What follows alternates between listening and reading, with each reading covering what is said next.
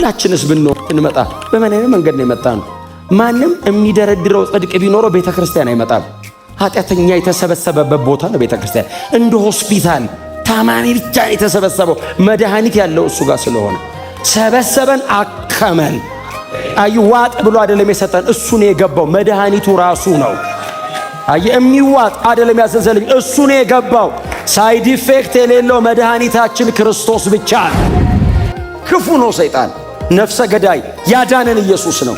ከእጁ የነጠቀኝ ኢየሱስ ነው። ሊገለን እያመቻቸን ሊያርደን ሲል ኢየሱስ ነው ጣልቃ ገብቶ ነቅሎ ከእጁ ላይ ያወጣን። በደም ተለውሰሽ ሳለሽ በመንገድ አገኘውሽ አለ። ልትሞቺ እያጣጣረሽ መንገድ ላይ አገኘውሽ። እንደዚህ ቀና ብለሽ ስትይ በሕይወት ኑሪ አልኩሽ። ታሪካችንን የቀየረው ኢየሱስ ብቻ ነው። የለም ሌላ። ተዋርዶ ነው ከፍ ያደረገን። ዝቅ ብሎ ነው ያወጣን። ያለንበት መጥቶ ነው ያለበት የወሰደን። እንደዚህ አይነት አገልጋይ ዲዘርቭ ብናመሰግነው ብናከብረው ይገባዋል። ሲያንሰው ነው ብንኖርለት ብንሞትለት ዋጋ ብንከፍል ለኢየሱስ ይገባዋል። ለኔ ብርሃን የሰጠኝ እኮ እሱ ነው። ሕይወት የሰጠኝ እኮ ሞቶልኝ ነው። ቀልድ ነው እንዴ? እየተጫወተ ነው እንዴ? አይደለም። ሕይወት እኮ እየከፈለ እኮ ነው ያገለገለው። እኔም በሕይወት ኑር ሲለኝ እኮ ኮንፌስ አይደለም እኮ ያደረገው እኮ ኢየሱስ ሞቶ እኮ ነው የሰጠኝ። ፕራክቲካል እኮ ነው ኢየሱስ፣ ፕራክቲካል ነው። ሰማይ ሆኖ በሕይወት ኑሩ እኮ አይደለም እኮ ያለ፣ ሞቶ እኮ ነው ኑሮ ያለን። ኢየሱስ ሰጥቶ ሞቴን እኮ ወስዶ ነው። ሞት የማያውቅ አምላክ የሞቶ እኮ የኔን ነው። የኔን ሞት እኮ ነው የሞተው። አምጣ አለኝ። ምኔን? ችግሬን፣ ቀንበሬ አይደለም፣ ሞትህን አምጣው አለኝ። የዘላለም ሕይወት የሚባል ያወቅነው በክርስቶስ ነው። ኢሳይያስ ምዕራፍ 42 ላይ እንሂድ።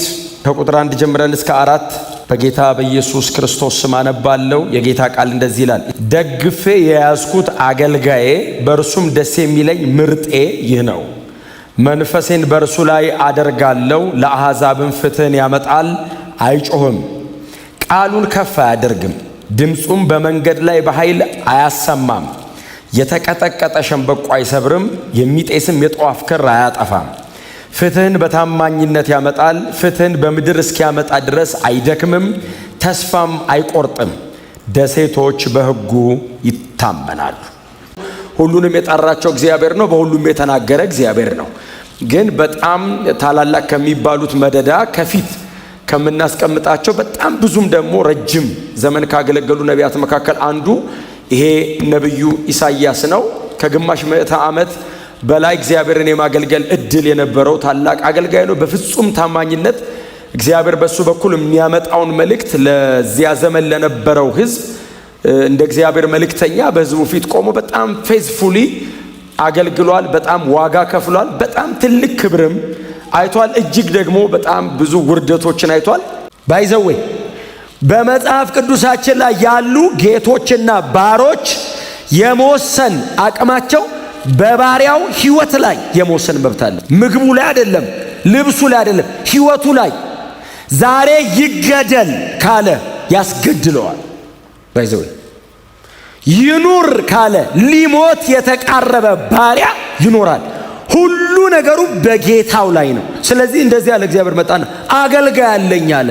ምን አይነት አገልጋይ? እኔ ላይ የሚወድቅ የሚደገፈኝ የሚታመነኝ። ቀጥሎ ምርጤ ነው ለእኔ ደግሞ አለ። እግዚአብሔር ከኢየሱስ ይህንን ያስተምረን። በእግዚአብሔር ላይ መደገፍ መውደቅ እግዚአብሔር ያስተምረን። የምትችሉትን ነገር እግዚአብሔር እንዲሰራው አድርጉት እስቲ።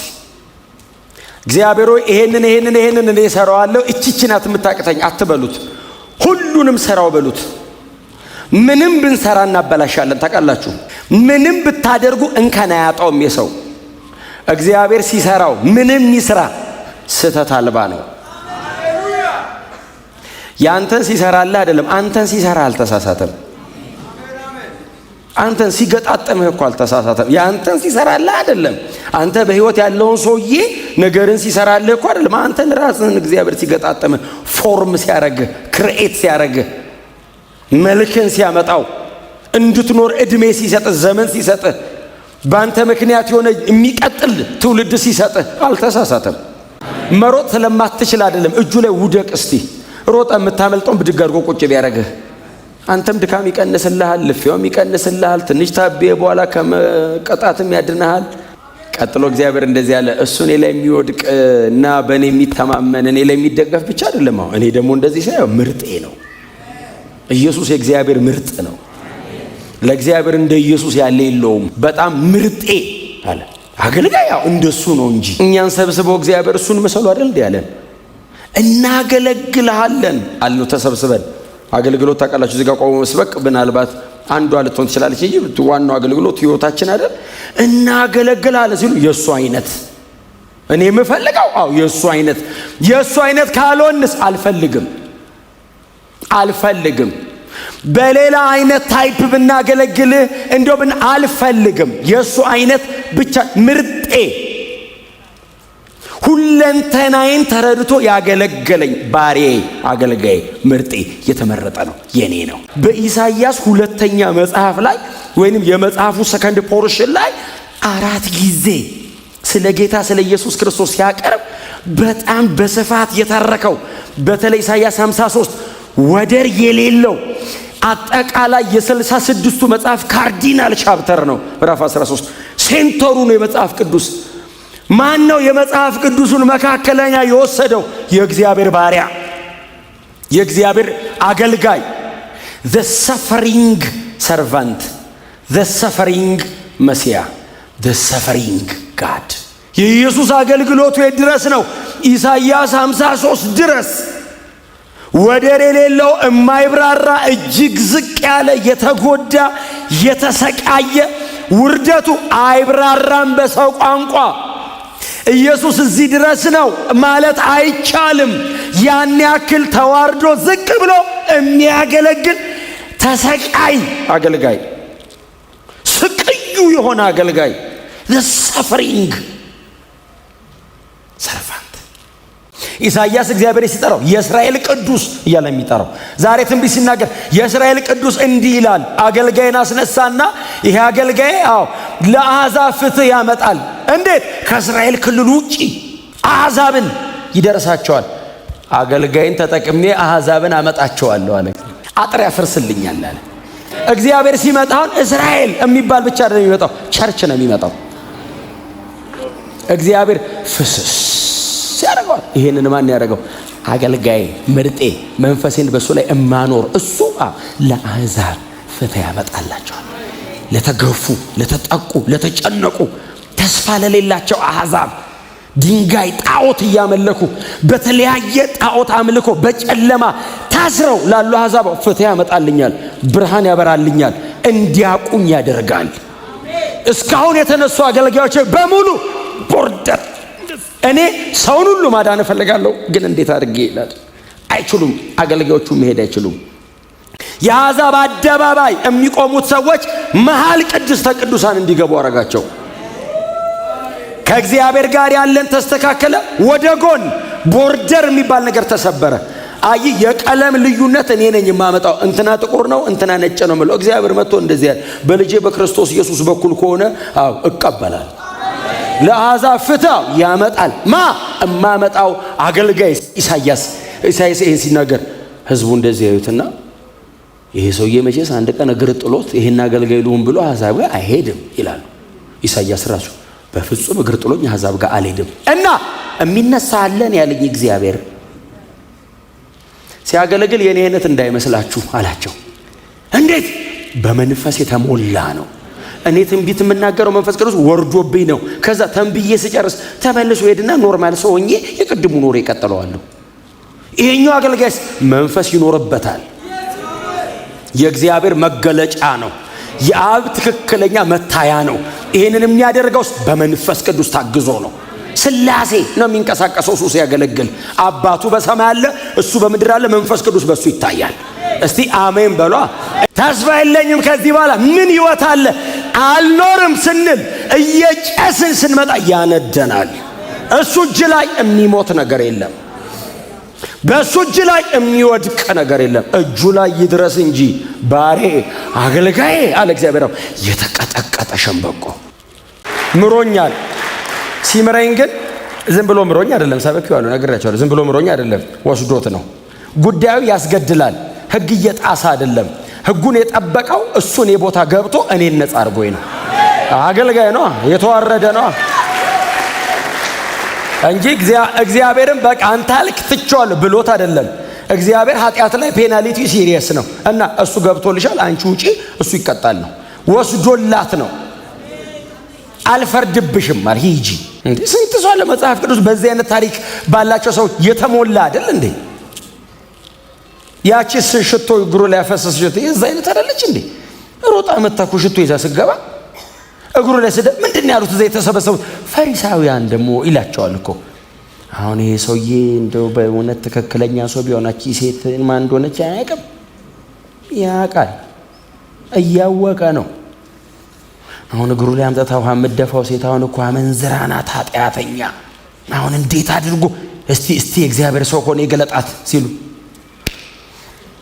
ስምዖን አለው። መጽሐፍ እንደዚህ የልባቸውን አውቆ የሚል ቃል አለ። ሳታወራ ባይዘው ያስ እንደዚህ እዚሁ ሲመላለስ ይሰማዋል። ባይዘው ሐሳብ የሚሰማ እኮ ጌታ ብቻ ነው። ሐሳብ ይሰማል። ታውቃለህ፣ እኛ እኮ የተወራ ራሱ እኮ አይገባንም። የተወራ ተብራርቶ የተነገረ ራሱ እኮ በደንብ አይገባንም። እስቲ ድገመው ነው እኮ ምንለው። ጌታስ እዚህ ውስጥ ገና ሲመላለስ ስምዖን አለው ሲለው እኔ እዚህ ስገባ እንግዳ ብለህ ጠርተኛው የእግር ውሃ አቅርበህልኝ አለ። አላቀረብኩልህም። እቺን ሰጥተሃታለህ አለው የሚለው ባይዘው አቶ ስምዖን ፈሪሳዊ ናቸው። ቀሚሳቸው ርዝመቱ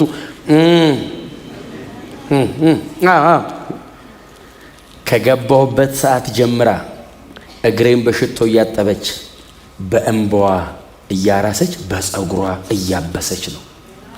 ብዙ ይቅር የተባለ ብዙ ያደርጋል።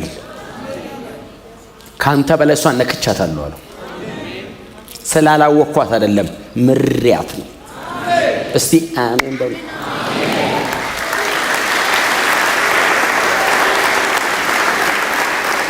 አቶ ስምዖን ጌታ ይባርካቸው። በእውነት ኢየሱስን መጋበዝ ቀላል ነገር አይደለም። ኢየሱስ ቤታቸው ድረስ መምጣቱ ቀላል ነገር አይደለም። በጣም ትልቅ ነገር ነው ያደረጉት። እቺ ሴትዮ ግን ኢየሱስ መቃብር ጋር መታለች።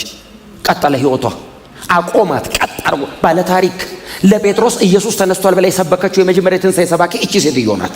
የተቀጠቀጠ ሸምበቆ አይሰብርም፣ የሚጤስ ጧፍ። እኔ በእውነት አንድ ልጨምርላችሁ ነው ይብቃኝ። ዘኪዮስ የሚሉ ሰው ትዝ ይላችኋል። እኔ እንደው ግን አጭር ነበር ይላል።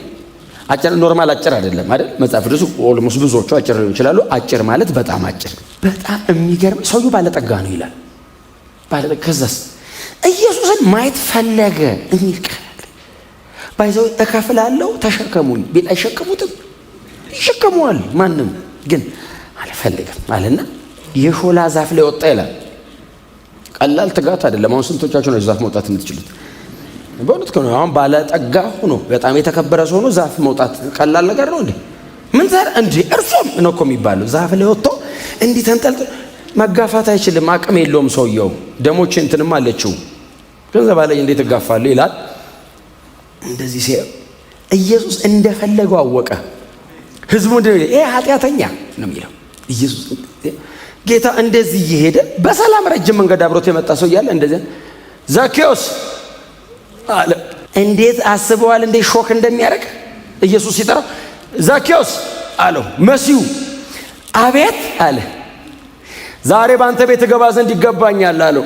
እሱ ለማየት እኮ ነው እና ቤት ልግባ አለው። እኔ አዎ አንተ ቤት ገባ ዘንድ ይገባኛል ናውረድ አለው። ቅድም የከለከለ አትገባም አታይ ምናምን ያለ በሙሉ ዘኪዮስ ቤት ስንት ወንበር አለው? እኔም አብሬ ገብቼ መቀመጥ ብችል። ወዲያው ቪአይፒ ያደረገው ኢየሱስ ሰውየው ናውረድ አለው። ወረደ። ሲወርድ ሰውየው መነካቱን የምታውቀው ዘርፌ የወሰድኩበትን ሰውየው 4 እጥፍ መልስለታለሁ። ኢየሱስ ነካው። የተዋረደውን ኃጢአተኛውን ሰውዬ እመልሳለሁ አለ። ካንተ ጋር ሆኜ ምንም ቦን ይቀለኛል አለ። ያለ አንተ ያ ሁሉ ነገር ይቅርብኛል። በቃ እኔ ካንተ ጋር ነው መኖር ነው ፈልገው እና ይምጣ አለ። የወሰድኩበት የዘረፍኩት ያሰቃይ ይምጣ እመልስላችኋለሁ በመድዳ አለ። ጌታ ኢየሱስ ክርስቶስ ገባና ቤቱ ዛሬ ለዚህ ቤት መዳን ሆኗል። እንደዚህ አይነት አገልጋይ ነው። አይጮህም፣ ድምፁ አይሰማም፣ በየመንገዱ አይበጠብጥም። ጸጥ ቀጥ ብሎ ነው የሚሄደው። የሰው ህይወት ግን ይቀይራል። የሰው ታሪክ ግን ይቀይራል። እግዚአብሔርን ከሰው ጋር ያገናኘዋል። እግዚአብሔርና ሰው እንዲገናኝ የሚያደርግ አገልጋይ ነው። አይበጠብጥም፣ አይረብሽም። በጸጥታ ነው የሚሄደው። የተጎዱትን፣ የተሰቃዩትን፣ የተጣሉትን ኃጢአት ያሰቃያቸውን እጁ ላይ ይፈውሳቸዋል። ነፃ አውጭ አገልጋይ፣ ታዳጊ አገልጋይ። ከሞዴልነት ይዘላል ኢየሱስ እኮ ሞዴሌ ብቻ እኮ አይደለም። እስቲል እኮ ሰርቭ ማድረግ እኮ አላቆመም። እኔን እስቲል በእግዚአብሔር ቀኝ ሆኖ እኮ ስለኔ እኮ ነው የሚማልደው። እየታየን እስቲል እኮ እያገለገለ ነው ኢየሱስ። መቼ አቋረጠ? አሁንስ ቢሆን እየጋረደ፣ እየጠበቀ፣ እየተንከባከበ፣ ህይወት እየሰጠ፣ ቀንበር እየሰበረ ስሙን ስጠራ አክቲቭሊ የሚመጣው እኮ እሱ ነው። መቼ አቆመ? አሁንስ ማገልገል ከሞዴልነት ያልፋል። እስቲል ሰርቭ እያደረገ ነው። ተመልሶ መጥቶ የሚወስደውን ህዝቡን አሁንም እያገለገለ ነው። አሁንስ ማን ነው የሚጠብቀኝ? የኢየሱስ ስም አይደል እንዴ? አሁንስ ብዙ ነገር በህይወት ላይ የሚያደርገው የኢየሱስ ስም አይደል እንዴ? ቤተ ክርስቲያን በህይወት የምትኖረው ከእሱ የተነሳ አይደል እንዴ? እስቲል እኮ ሰርቭ እያደረገ ነው። አላቆመም እኮ ይሄ አገልጋይ።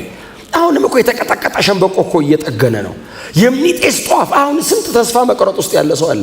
ቸርች መጥቶ ህይወት ጀመረ። ሁላችንስ ብንመጣ በምን አይነት መንገድ ነው የመጣ ነው? ማንም የሚደረድረው ጽድቅ ቢኖረው ቤተ ክርስቲያን አይመጣም። ኃጢአተኛ የተሰበሰበበት ቦታ ነው ቤተ ክርስቲያን። እንደ ሆስፒታል ታማሚ ብቻ የተሰበሰበው፣ መድኃኒት ያለው እሱ ጋር ስለሆነ ሰበሰበን፣ አከመን። አይዋጥ ብሎ አይደለም የሰጠን፣ እሱ ነው የገባው። መድኃኒቱ ራሱ ነው። የሚዋጥ አይደለም ያዘዘልኝ፣ እሱ ነው የገባው። ሳይድ ኢፌክት የሌለው መድኃኒታችን ክርስቶስ ብቻ ነው። ሁለንተናዊ ፈውስ፣ ሁለንተናዊ ፈውስ። ተስፋ መቁረጥ፣ ብቸኝነት፣ የኃጢአት ሲቃይ፣ የሰይጣን ዲፕሬሽን። ክፉ ነው ሰይጣን፣ ነፍሰ ገዳይ። ያዳነን ኢየሱስ ነው። ከእጁ የነጠቀኝ ኢየሱስ ነው። ሊገለን እያመቻቸን ሊያርደን ሲል ኢየሱስ ነው ጣልቃ ገብቶ ነቅሎ ከእጁ ላይ ያወጣን። በደም ተለውሰሽ ሳለሽ በመንገድ አገኘውሽ አለ። ልትሞቺ እያጣጣረሽ መንገድ ላይ አገኘውሽ። እንደዚህ ቀና ብለሽ ስታይ በህይወት ኑሪ አልኩሽ። ታሪካችንን የቀየረው ኢየሱስ ብቻ ነው።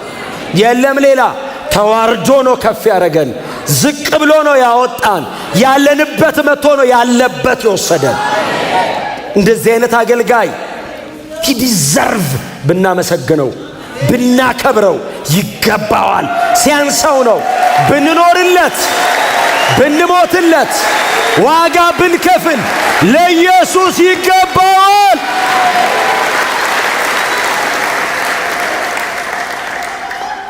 የሆነው በሱ ነው። ማንም የሚመካበት ነገር ያለው የለም እዚህ ቤት።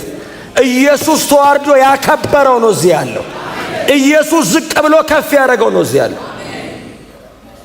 የኔ አገልጋይ አለ እግዚአብሔር። የተሰበረ ሲያገኝ ይጠግናል። የተቀጠቀጠ ሲያገኝ መልሶ ያቆማል። የጠፋ ሲያገኝ ያበራዋል። የሚጤስ ሲያገኝ ያቀጣጥላል። ባሬ አገልጋይ እንደዚህ አይነት ነበር የምፈልገው አለ። ክብሩን ትቶ የሚያከብር። ለእኔ ብርሃን የሰጠኝ እኮ እሱን ነው። ህይወት የሰጠኝ እኮ ሞቶልኝ ነው። ቀልድ ነው እንዴ? እየተጫወተ ነው እንዴ? አይደለም። ህይወት እኮ እየከፈለ እኮ ነው ያገለገለው። እኔም በህይወት ኑር ሲለኝ እኮ ኮንፌስ አይደለም እኮ ያደረገው እኮ ኢየሱስ ሞቶ እኮ ነው የሰጠኝ። ፕራክቲካል እኮ ነው ኢየሱስ፣ ፕራክቲካል ነው። ሰማይ ሆኖ በህይወት ኑሩ እኮ አይደለም እኮ ያለ፣ ሞቶ እኮ ነው ኑሩ ያለን። ኢየሱስ ሰጥቶ ሞቴን እኮ ወስዶ ነው። ሞት የማያውቅ አምላክ የሞተው እኮ የኔን ነው። የኔን ሞት እኮ ነው የሞተው። አምጣ አለኝ። ምኔን? ችግሬን፣ ቀንበሬ አይደለም፣ ሞትህን አምጣው አለኝ። ታዲያ ልሙትልሃ፣ ከዛስ ህይወቴን እንካ። የዘላለም ህይወት የሚባል ያወቅነው በክርስቶስ ነው። አልነበረም፣ እሱ ሰጠኝ የዘላለም ህይወት እንዲሁ በነፃ